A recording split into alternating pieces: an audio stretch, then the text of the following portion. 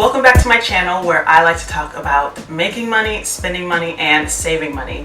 And in terms of saving money today, I wanted to specifically speak about living within your means, just because there has been a lot of talk of financial independence and personal finance with what's going on in the world right now. And I find an issue with when usually you're talking about living within your means, people just leave it at that. It's very vague. Live within your means. And so I just wanted to talk about 3 ways in which I live within mine and the themes that I use in order to do so. But before I move forward, I do want to say that I'm not a personal advisor, a financial advisor, none of that. This is purely what I do and what works for me, and it's for educational purposes only, so don't sue me. To me, the first thing about living within your means is being secure. Security to me is more than just being able to pay your bills or your rent, but being comfortable with your lifestyle and just knowing your budget in your head after a while.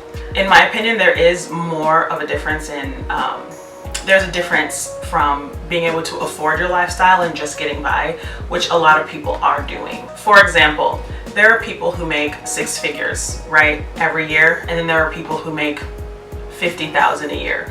But it is possible for the person making $50,000 a year to live more within their means than the person making 6 figures, and thus being more secure. Because say the person making 6 figures, $100,000, spends $99,000 a year, and they only have one really for 12 months.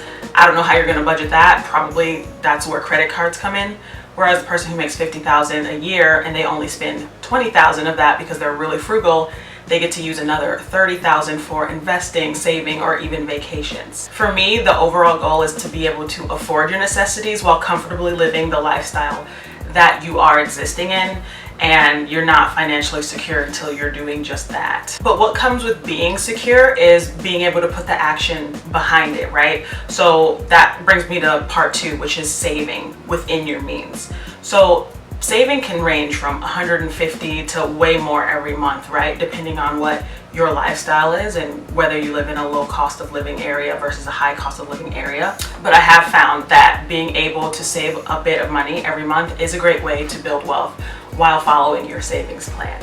From experience, I found that living a balanced lifestyle is actually the easiest way for me to stay on track to being financially responsible and secure. But what exactly does balance mean? It's different for everyone. So in my case, balance looks like paying all of your dues up front, whether you get paid once a month or twice, paying all of your bills up front, putting the money aside in a separate account so that you can go the rest of the month without having to worry about any surprise expenses. You can literally use that money for investing, and then the surplus of that for any type of leisurely activity. Of course, you wouldn't spend all of the surplus, but that little bit of extra cushion in your account would give you the security that you would want to feel when going on this journey, and it makes you feel less crazy. The biggest takeaway here is that living within your means shouldn't be debilitating or make you feel angst. It should be within your realm of normalcy, and if it's not, that means that there's probably a place in your life where you're compensating. So what are your thoughts on living within your means? I know there are a ton of other ways to do so, but those are the 3 main ways that I do it. Let me know in the comments below what you think, and if you guys have any other ideas on what you do, and I will be sure to interact with you down there. Thanks for watching. See you next time.